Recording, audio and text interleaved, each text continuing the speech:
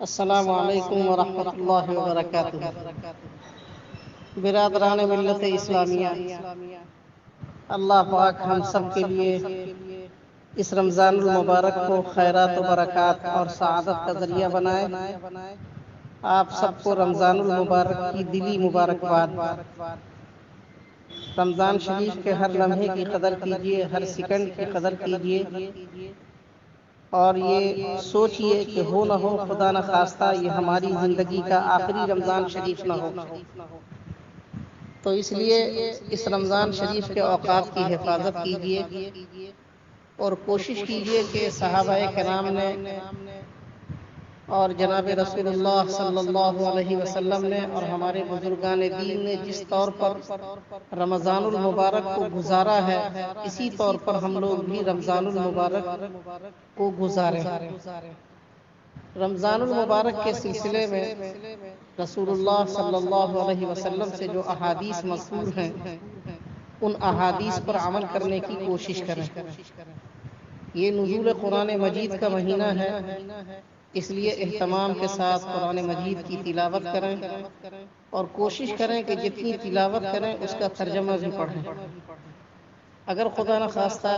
آپ تلاوت پر قادر نہیں ہیں، تلاوت نہیں کر سکتے ہیں، تو آج کل اللہ پاک نے ایک سہولت پیدا فرما دی ہے کہ قرآن مجید آڈیو میں بھی محفوظ ہے، تو وہ آڈیو لگا کر قرآن مجید کو بہت ہی اطمینان اور سکون کے ساتھ پوری توجہ کے ساتھ سنیں، اور تلاوت کے دوران اور سننے کے دوران کوئی لہو و لعب کا کام نہ کریں، بلکہ پوری توجہ کے ساتھ سنیں۔ اس لیے کہ قرآن پاک اگر توجہ کے ساتھ سنیں گے تو خود اللہ پاک کا حکم ہے لعلکم ترحمون۔ تو ہم یہ کوشش کریں، اور دوسری کوشش یہ ہے کہ ہم جہاں تک ہو سکے صدقہ خیرات کا اہتمام کریں۔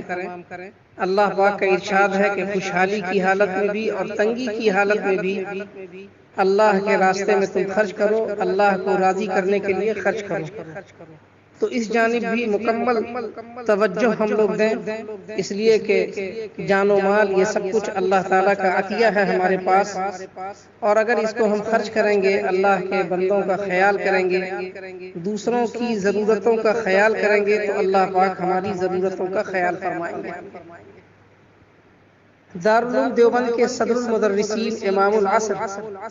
حضرت علامہ انور شاہ کشمیری رحمۃ اللہ علیہ نے اپنا تجربہ بیان کرتے ہوئے لکھا ہے کہ اگر کوئی آدمی رمضان المبارک کا چاند دیکھے یا اس کو چاند کی خبر مل جائے،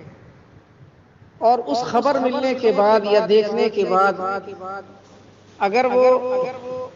3 مرتبہ سورہ فتح انا فتحنا لک فتحا مبینا مکمل سورت پڑھے،